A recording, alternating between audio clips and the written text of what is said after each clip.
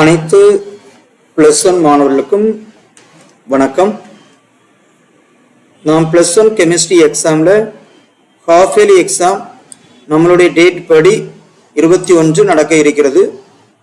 நமக்கு எக்ஸாமுக்கு ஒரு ஹாஃப் டே தான் நமக்கு லீவ் கிடைக்கும் என்பதனால் நாம் எப்படி படித்தால் நாம் கண்டிப்பாக 70க்கு 70 எடுக்கலாம் என்பதை உங்களுக்கு ஞாபகப்படுத்துகிறேன்.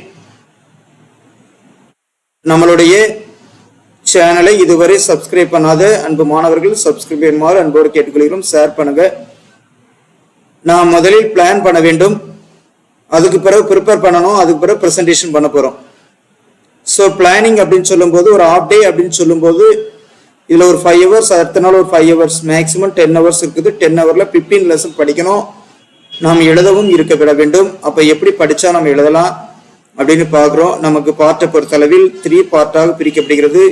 இன்ஆர்கானிக், பிசிக்கல் அண்ட் ஆர்கானிக் அப்படின்னு சொல்லி இங்கே இன்ஆர்கானிக் கெமிஸ்ட்ரியை பொறுத்தல 1 2 3 4 5 6 7 8 9 10 11 to 15 நாம் எல்லாத்திலிருந்து 5 1 மார்க் கேட்கப்படுகிறது. நீங்க என்ன பண்ணணும் அப்படின்னா, இப்போ ரொம்ப ஷார்ட்டாக இருப்பதினால் ஃபர்ஸ்ட் செகண்ட் தேர்ட் யாருக்கெனவே படித்திருக்கோம் என்பதனால் first lesson second lesson third லெசனை முழுமையாக படித்தீங்க அப்படின்னு சொன்னால் நாம் இதுல ஒரு 2 மார்க் கொஸ்டினும் 2 3 மார்க் கொஸ்டினும் கண்டிப்பாக நாம் ஒரு 5 மார்க் கொஸ்டின் எழுதலாம். 2 உடைய வாய்ப்பு வரலாம், பார்க்கலாம். ஸோ 3 1 மார்க் கண்டிப்பாக எழுதலாம். ஓகே, 4th லெசன் 5th லெசன்ல இம்பார்ட்டன்ட் கொஸ்டின் படிக்கும்போது தன்னுடைய கொஸ்டினாக இதுலேயே 2 5 மார்க் எழுதுவதில் எந்த தப்பும் வரப்போறது கிடையாது. ரொம்ப இம்பார்ட்டன்ட் கொஸ்டின் மட்டும் படிக்கும் போது பிளஸ் அதிலேயே புக் பேக் ஒன்னோடு படிக்க என்பதனால் 15 ஒன்னோடுல நமக்கு புக் பேக் ஒன்னோடாக கண்டிப்பாக 8 ஒன்னோடு இருந்து 12 ஒன்னோடு வரலாம். அதனால 8 ஒன்வேர்டு என்பதுக்காக புக் பேக் ஒன்னோட நல்லா தரவு பண்ணவும்.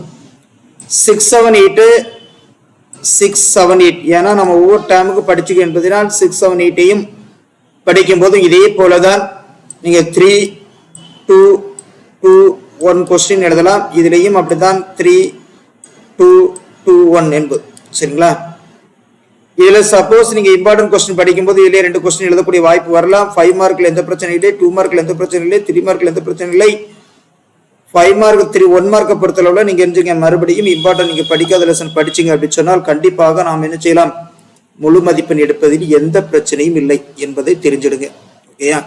நாம் படிக்க முடியுமா அப்படின்னு சொல்றதை விட ஏற்கனவே ஒரு புக் எடுத்து ஜஸ்ட் ஒரு 1/2 hourக்குள்ள நீங்க ரிவைஸ் பண்ணீங்கன்னா போதும். சரியா? ஸோ லெசன் நம்பர் 11 ஏன் சார் சொல்லலாம் அப்படின்னா 11 வந்து ஓகே தான், 11 படிச்சாதான் நம்ம எல்லா லெசன் படிக்க முடியும். இருந்தாலும் 13 14 பண்ணும்போது மீதி இருக்கக்கூடிய எல்லா லெசன் பண்ணிடணும் என்பதனால் 12 13 14 நல்லா படிச்சு 15 இம்பார்ட்டன்ட் கொஸ்டின் மட்டும் படிங்க. Mechanism கொஸ்டினாக SN1 SN2 E1 E2 stage அப்ரூவ்ல படி பண்ணக்கூடியதையும் நாம் பென்சினுடைய மெக்கானிசத்தையும் நல்லா தரவு பண்ணுங்க. வேற எந்த மெக்கானிசம் படிக்க வேண்டாம். நெக்ஸ்ட் நேம் ரியாக்ஷனுக்கு அதிகமாக இம்பார்ட்டன்ட் கொடுக்கும். நம்மளுடைய கொஸ்டின் பேங்க்ல தந்திருக்கிறோம். நேம் ரியாக்ஷனுக்கு டிஃபரன்ஸ் கொஸ்டின்ஸ்க்கும் இம்பார்ட்டன்ட் கொடுத்து படிக்கப்பட வேண்டும். கண்டிப்பாக நீங்க புக் பேக் எல்லா ஒன்வடையும் கொஸ்டின் ஆன்சர் ப்ரீவியஸ் இயர் கொஸ்டின்ஸை நீங்க படிக்கணும். மாடல் கொஸ்டின் பேப்பர்ல இருந்து நாம் ஆஃப் இயர்லி கொஸ்டின் பேப்பர் வரை நாம் எஞ்சனும் தெளிவாக பார்க்கப்பட வேண்டும் என்பதை நாம் தெளிவாக தெரிஞ்சிடுங்க. Quarterly half yearly question paper அது ரிவிஷன் கொஸ்டின் பேப்பரையும் நீங்க பார்க்கணும் என்பதை ஞாபகிடுங்க. ACDC கொஸ்டின் பேங்க் நாம் ஏற்கனவே கொடுத்துருக்கிறோம். அந்த கொஸ்டின் பேங்கையும் ஒரு முறை நீங்க தரவு பார்க்கலாம். ஓகே, நீங்க எக்ஸாம் முடிஞ்சு இந்த டைம் வரும்போது நீங்க ஃபாலோ பண்ணக்கூடியது உங்களுக்கு எக்ஸாம் மார்னிங் என்பதனால் நீங்க காலையிலே சீக்கிரம் எழுதி படிக்க ஆரம்பிக்கலாம். ஒவ்வொரு எக்ஸாமுக்கும் நீங்க ஆஃப் டே என்பதை மட்டும் ஞாபகம் வச்சுடுங்க. ஃபுல் டே எடுத்துடாதுங்க. ஒவ்வொரு எக்ஸாமுக்கும் ஆஃப் டே என்பதனால் 1/2 hour மட்டும் ஒரு லெசனுக்கு செலவழிங்க. மேக்ஸிமம் நீங்க 1/2 hour மட்டும் செலவழிச்சிங்கன்னா தான் அடுத்த நாள் மதியம் ஸ்கூல்ல இருந்து படிப்பீங்க. மறுபடியும் வீட்டில் அதுக்கு பிறகு நம்ம படிக்கக்கூடியதுக்கு ஃபாலோ பண்ணலாம் என்பதை ஞாபகம் வச்சுடுங்க. ஓகே, இந்த கொஸ்டின் பேங்க் இதனுடைய ஸ்டடி பிளானை உங்களுக்கு என்ன பண்றேன், இதில் டிஸ்கிரிப்ஷன்ல லிங்க் கொடுக்குறேன், டவுன்லோட் பண்ணிக்கலாம். Okay, S.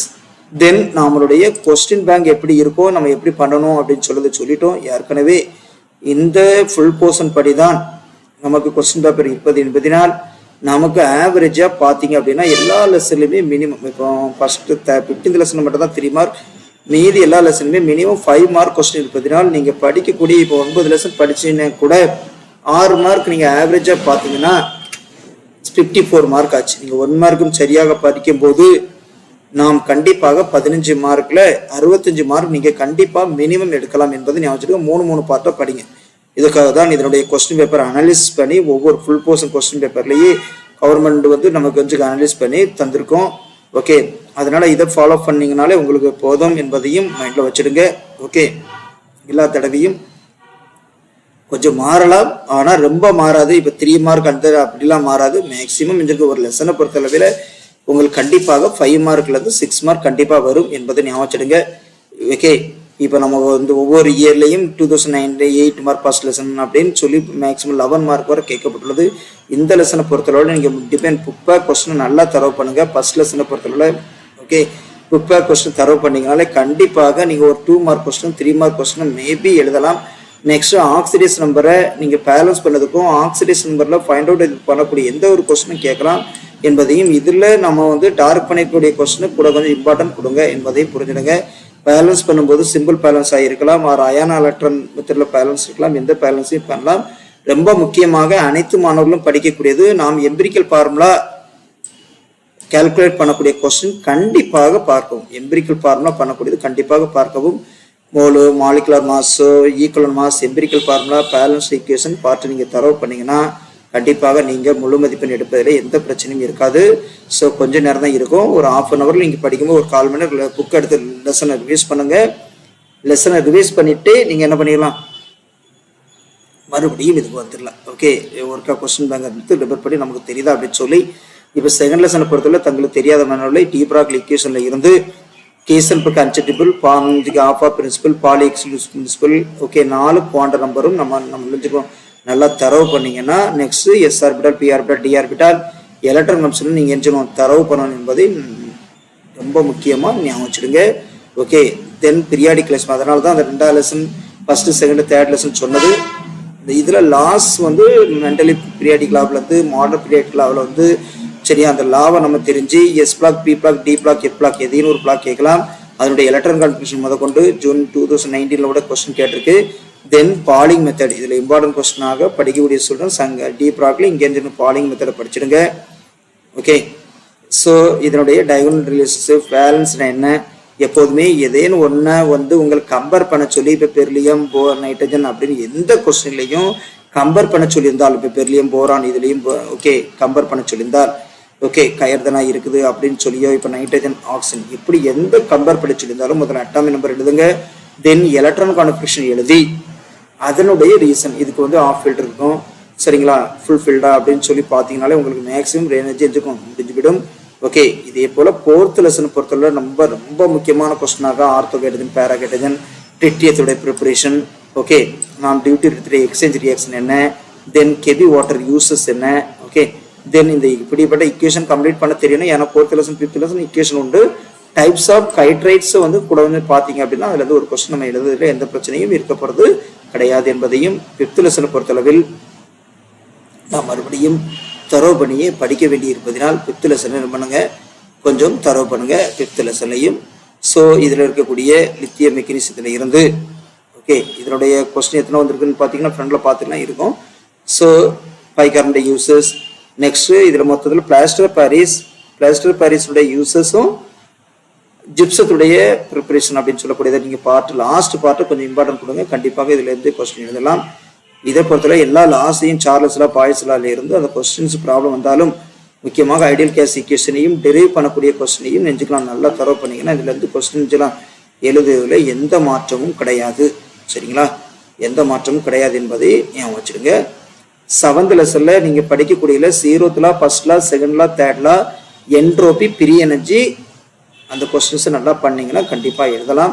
ஓகே, இதில் இருக்கக்கூடிய இம்பார்ட்டன்ட் கொஸ்டின் நீங்கள் தரவு பண்ணுங்கள். ஓகே, கொஸ்டின் அதிகமாக இருக்குன்னு பார்க்காதுங்க.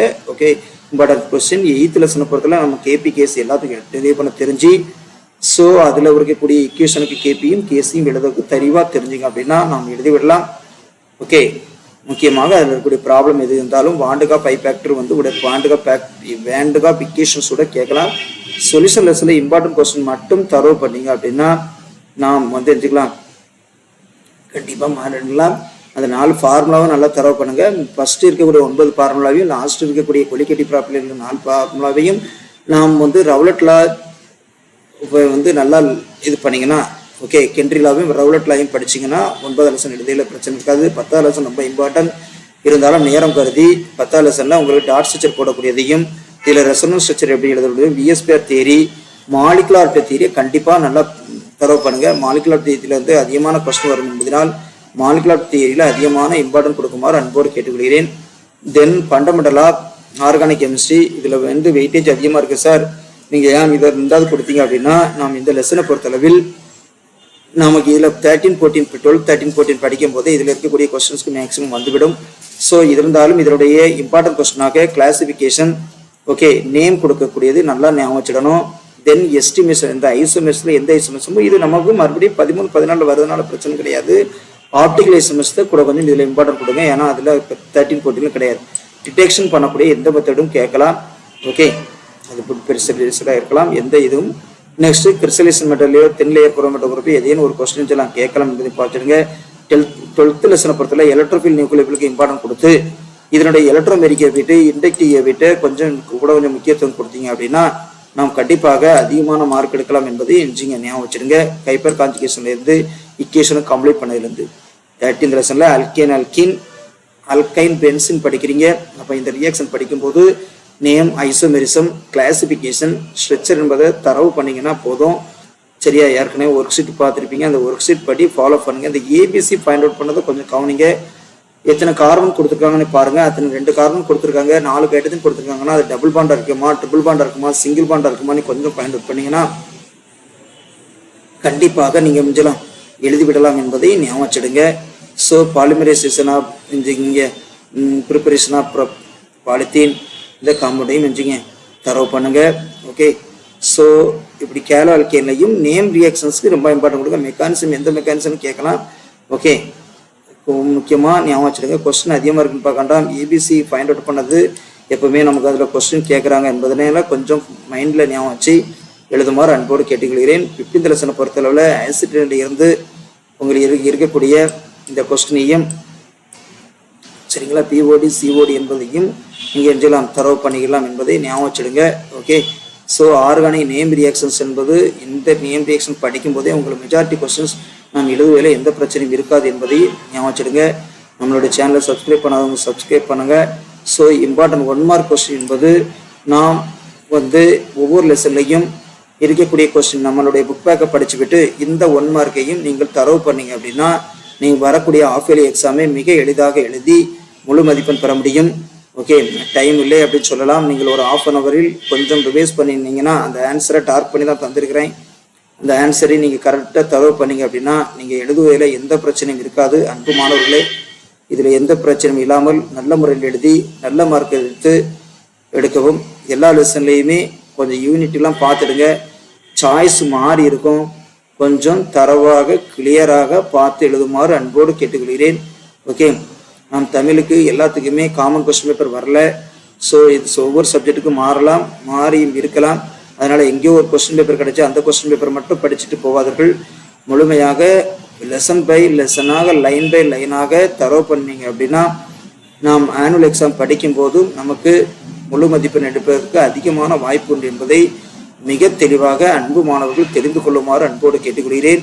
நீங்கள் கொஞ்சம் தான் டைம் இருக்கு என்பதனால் ஸ்லோ லேர்னர் மெட்டீரியலாக நம்ம சார் கொடுக்கக்கூடிய மெட்டீரியல் நாம் கொடுக்கவில்லை. ஓகே, இப்படி சில ஃபார்முலாக்களோ சில பேடிங்கிலோ கொஞ்சம் முக்கியமாக நீங்கள் ஞாபகம் வச்சுக்கலாம் என்பதற்காக, ஸோ ரொம்ப ஷார்ட்டான கொஸ்டின்ஸு, இந்த கொஸ்டின்ஸை நீங்கள் படிக்கலாம் என்பதற்காக இதை நிச்சயம் கொஞ்சம் சில மாணவர்கள் ஜஸ்ட் பாஸ் பண்ணதற்காக இதை யூஸ் பண்ணிக்கலாம். ஓகே, மார்க் எடுப்பதற்கு அல்ல, பாஸ் பண்ணுவதற்காக இந்த கொஸ்டின்ஸை நீங்கள் எழுது பண்ணி புக் பேக் கொஸ்டின் நல்லா தரவு பண்ணிங்கன்னா கண்டிப்பாக முழு மதிப்பெண் எடுக்கலாம் என்பதை அன்பு மாணவர்கள் அனைவரும் பயன்படுத்திக் கொள்ளுமாறு கேட்டுக்கொள்கிறேன். ஒவ்வொருலேயும் லாஸ் வரும், சரியா, ஒவ்வொன்றையும் ஃபாலோ பண்ணுங்க. ஓகே, நீங்கள் ரியல் கேஸ் ஐடியல் கேஸினுடைய ஈக்குவேஷன் ஒரு சைடு கேட்ட ஒரு சைடு இந்த கொஸ்டின் எல்லாம் மறக்காமல் நீங்கள் கண்டிப்பாக எழுதுங்கன்னா முழு மதிப்பெண் பெறுவதில் எந்த ப்ராப்ளம் இருக்க போகிறது கிடையாது. அதனால் இதை எஞ்சிங்க ஃபாலோ பண்ணுமாறு அன்போடு கேட்டுக்கொள்கிறேன். கொஸ்டினில் இந்த கொஸ்டின்ஸ்லாம் எஞ்சிடும் நாம் கம்ப்ளீட் பண்ணணும் அப்படின்னு சொல்லக்கூடியதையும் பார்த்துடுங்க. 5 மார்க் கொஸ்டினில் ஓகே சரிங்களா, correct, physical and chemical equilibrium. Okay, இந்த கொஸ்டின் கேட்டிருந்தாலும் அதை இம்பார்ட்டன்ட் கொடுத்து அதிகமான முக்கியத்துவம் கொடுத்து படிக்குமாறு அன்போடு கேட்டுக்கொள்கிறேன். ஓகே, இந்த கொஸ்டினில் பாயிண்ட் ஆர்டர் கைபேசன் வெரி இம்பார்ட்டன்ட். அதாவது இது கண்டிப்பாக நீங்கள் எழுதும்போது நியரஸ்ட் எழுதலாம் என்பதற்காக கொடுத்தரக்கூடிய கொஸ்டின் என்பதை புரிஞ்சு இதை ரெஞ்சுங்க ஃபாலோ பண்ணுமாறு அன்போடு கேட்டுக்கொள்கிறேன். ஓகே, ஸோ எதையும் மிஸ் பண்ணாதுங்க. மிஸ் பண்ணாமல் கண்டிப்பாக எழுதி ஃபுல் மார்க் பண்ணுங்க. நீங்கள் டாப்பராக இருக்கும்போது மெட்டீரியல் கிடைக்கல, நீ ஏற்கனவே இது மெட்டீரியல் கொடுத்துருக்குறோம், அந்த மெட்டீரியலையும் ஃபாலோ பண்ணிக்கலாம். புக் பேக் மெட்டீரியலாகவும் உள்ளே இருக்கக்கூடிய மெட்டீரியலாகவும் ஏற்கனவே நாம் வீடியோ கொடுத்துருக்கோம். நீங்கள் இப்போ தேட முடியாது என்பதனால் மறுபடியும் சில மெட்டீரியலை இதில் செஞ்சுருக்கோம். டிஸ்கிரிப்ஷனில் உங்களுக்கு லிங்காக கொடுக்குறேன், அதை செஞ்சுக்கலாம். கண்டிப்பாக பார்த்துக்கணுமாறு அன்போடு செஞ்சுருக்கோம் கேட்டுக்கொள்கிறோம். ஒவ்வொரு அதையும் டைம் வேஸ்ட் பண்ணாமல் படிக்குமாறு அன்போடு கேட்டுக்கொள்கிறேன். டைம் கருதி கொஞ்சம் ஸ்பீடாக சொல்லப்படுகிறது. நாம் வரக்கூடிய ஆனுவல் எக்ஸாமுக்கும் நாம் இதை யூஸ் பண்ணிக்கலாம். உங்களுடைய ரிவிஷன் எக்ஸாமுக்கும் இந்த கொஸ்டின் பேங்கை யூஸ் பண்ணிட்டீங்க அப்படின்னா உங்களுக்கு எந்த தப்பும் வராது. ஓகே, +1 நல்லா தரவு பண்ணீங்க அப்படின்னா +2 ஈஸியாக இருக்கும். நம்மளுடைய கெமிஸ்ட்ரி +1 வச்சு தான் +2 என்பதை கொஞ்சம் புரிஞ்சு அதை ஃபாலோ பண்ணுங்கள். கொஸ்டின்ஸை எதையும் மிஸ் பண்ணாமல் கொஞ்சம் அதிகமாக முயற்சி செய்து படிக்குமாறு அன்போடு கேட்டுக்கிறேன். ஒவ்வொரு விஷயங்களையும் நாம் பார்க்கும்போது இப்போ பாலிங் ஸ்கேலையும் பாலிங் மெத்தட்லாம் இது மாற்றாதுங்க. பாலிங் மெத்தட் வேறு, பாலிங் ஸ்கேல் வேறு. அது எதுக்கு அப்படின்னு சொல்லக்கூடியதை மைண்ட் பண்ணி எழுதுக்கு பாருங்கள். ஹைட்ரஜன் லெசன் அரைஞ்சு தான் இம்பார்ட்டண்டாக இந்த ஏபிசிடி ஃபைண்ட் அவுட் பண்ணக்கூடியதை ரொம்ப முக்கியத்துவம் கொடுத்து இப்போ இப்போ ஏ மெட்டல் அப்படின்னு கேட்டிருக்காங்க அப்படின்னா காமன் சால்ட் ஆஃப் அப்படின்னு சொல்லியிருக்காங்க வித் பி அப்படின்னு சொல்லியிருக்காங்க. எந்த மெட்டல் இருக்கலாம், காமன் சால்ட் வரக்கூடியது யாராக இருக்கலாம். அவர் ஏட்டு வித்து நமக்கு ஹைட்ரஜன் அப்படின்னு சொல்லும்போது 2 பேரும் சோடியம். ஓகே, இப்படி அது பிறகு அந்த ஹைட்ரஜன் ஆக்சிஜன் சேர்ந்து என்ன அடையும். இப்படிப்பட்ட ஃபார்முலா ஏபிசிடிஎஃப்னு கேட்டு 5 மார்க் கொஸ்டினில் இங்கே இன்ஆர்கானிக்கில் முடிக்கலாம். கொஸ்டின்லே ஆன்சர் இருக்கிறதுனால் கொஞ்சம் பார்த்து எழுதவும். ஐசோடோப் ஆஃப் ஹைட்ரஜன் அப்படின்னு சொல்லியிருக்காங்க. அப்போ நம்ம என்ன சொல்லணும் அப்படின்னு சொல்லக்கூடியது டைஅட்டாமிக் மாலிகுல் த எலிமெண்ட் ஆக்குபை இப்படி கொடுத்து பீரியட் நம்பர் 2ன்னு கொடுத்து சரியா கொடுத்துருக்காங்க. மாடுலேட்டரான நியூக்ளியர் ரியாக்டர் அப்படின்னு சொல்லி நாம் ஐடென்டி பண்ணவும் தெரியணும் என்பதை ஞாபகம் வச்சுக்கணும். சரியா, எந்த கொஸ்டினையும் விடாமல் ரியாக்ஷன் பார்ட்டும் பார்க்கவும். ஓகே, ஒவ்வொரு கொஸ்டினுக்கும் நாம் இப்போ இம்பார்ட்டன்ட் கொடுத்து பார்த்தீங்க அப்படின்னா நாம் எழுதுவதில் மார்க் எடுக்கையில் எந்த பிரச்சனையும் இருக்க போகிறது கிடையாது. ஓகே, அன்பு மாணவர்களே, நீங்கள் செஞ்சணும் ஒவ்வொரு பார்ட்டையும், அதாவது ஒரு லெசனுக்கு 1/2 hour மட்டும் எடுங்க. 1/4 மணி நேரம் புக்கை ரீட் பண்ணுங்க. 1/4 மணி நேரம் அவ்வளோ நேரம் படிச்சிங்கன்னா தான் படித்து ஒருக்கா செல்ஃப் எவாலுவேஷன் கண்டிப்பாக நீங்கள் எழுதி பார்க்கணும் என்பதையும் மைண்டில் வச்சுடுங்க. அப்போ தான் நீங்கள் நம்ம ஸ்கோர் பண்ண முடியும். இல்லைன்னு சொன்னால் மறுபடியும் நமக்கு டிஃபிகல்ட்டி என்பதை கொஞ்சமாக தெரிந்து கொள்ளவும். ஓகே, ஒவ்வொரு பார்ட்டையும் நான் படிக்கலை இது பண்ணலை அப்படின்னு சொல்லி பார்க்கறதை விட படித்து எழுதுமாறு அன்போடு இருந்திருக்கேன் கேட்டுக்கொள்கிறேன். ஒவ்வொரு கொஸ்டினையும் மிஸ்டேக் பண்ணாமல் மிக தெளிவாக படித்து எழுதி மதிப்பெண் எடுக்குமாறு பணிவன்போடு கேட்டுக்கொள்கிறோம். ஓகே, எந்த கொஸ்டின்லையும் டவுட் இருந்தால் கேட்டுக்கொள்ளலாம். ஓகே, நம்மளுடைய வாட்ஸ்அப் நம்பருக்கு ஃபோன் பண்ணி கேட்டுடுங்க. ஓகே, நாம் கேட்டிங்க அப்படின்னு சொன்னாலும் இது பண்ணிடலாம். ஓகே, இதில் நாம் இதுக்கு முன்னால் காப்பியலி கொஸ்டின் பேங்கையும் உங்களுக்கு டிஸ்கிரிப்ஷனில் கொடுக்குறேன். ஓகே, நீங்கள் அதை யூஸ் பண்ணிக்கலாம். Okay, thank you students. நம்ம இதில் கொஸ்டின்ஸ் அதிகமாக இருக்கும். ஓகே, 15 லெசன்ஸுக்கும் அதை என்ன பண்ணிவிடுங்க, ஒவ்வொன்றையும் எக்ஸ்பிளைன் பண்ணினால் அது ரொம்ப டைம் எடுக்கும். உங்களுக்கும் அது படிக்கக்கூடிய சூழ்நிலைக்கு டைம் இல்லை என்பதனால் என்ன பண்ணணும் அப்படின்னு சொல்லக்கூடியது நாம் செஞ்சிடலாம்.